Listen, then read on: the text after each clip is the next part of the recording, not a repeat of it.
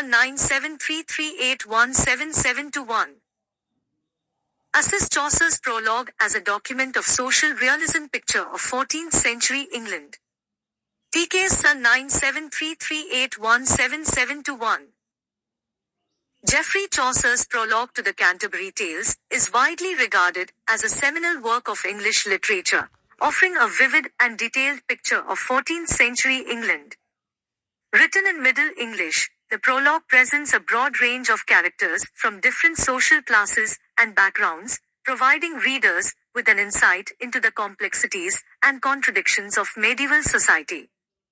As a document of social realism, the prologue captures the nuances of everyday life, highlighting the stark divisions of power and status that existed in Chaucer's time.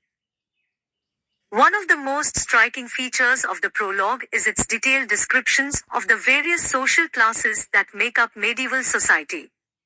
Chaucer's characters range from the aristocratic knight and the wealthy merchant to the humble ploughman and the working-class miller. Each character is presented in vivid detail, with their physical appearance, clothing, and manners providing clues to their social status. Chaucer's focus on social class is an important aspect of his realism, as it reflects the hierarchical nature of medieval society and the rigid distinctions between the different classes. In addition to its focus on social class, the prologue also offers a window into the economic, religious, and cultural realities of 14th century England. Chaucer's characters are involved in a variety of occupations, from farming and trade to law and the church. The portrayal of the pardoner, for example, highlights the corruption and greed that existed within the church, while the miller's body humor speaks to the popular culture of the time. The prologue also touches on the economic challenges faced by different classes, such as the knight's financial difficulties and the ploughman's struggles as a laborer. Chaucer's attention to these details creates a richly textured portrait of medieval life that is both authentic and engaging. Another important aspect of Chaucer's realism is his use of language and dialogue to convey the social and cultural differences between his characters. Each character speaks in a distinct dialect or accent that reflects their regional background and social status.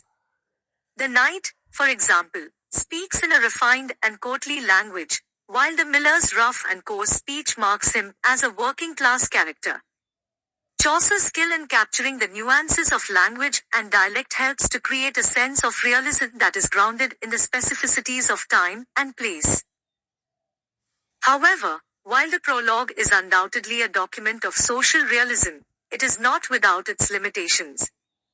One of the most notable criticisms of Chaucer's portrayal of medieval society is its narrow focus on the upper and middle classes.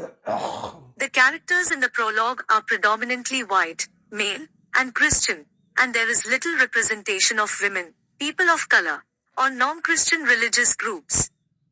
This limitation reflects the biases and exclusions of medieval society itself, but it also raises questions about the extent to which the prologue can be considered a comprehensive picture of 14th century England. Despite its limitations, the prologue remains a valuable and insightful document of social realism. Its vivid and detailed portrayal of medieval society captures the complexities and contradictions of life in 14th century England, while its attention to language and dialect creates a sense of authenticity that is both impressive and engaging. As a work of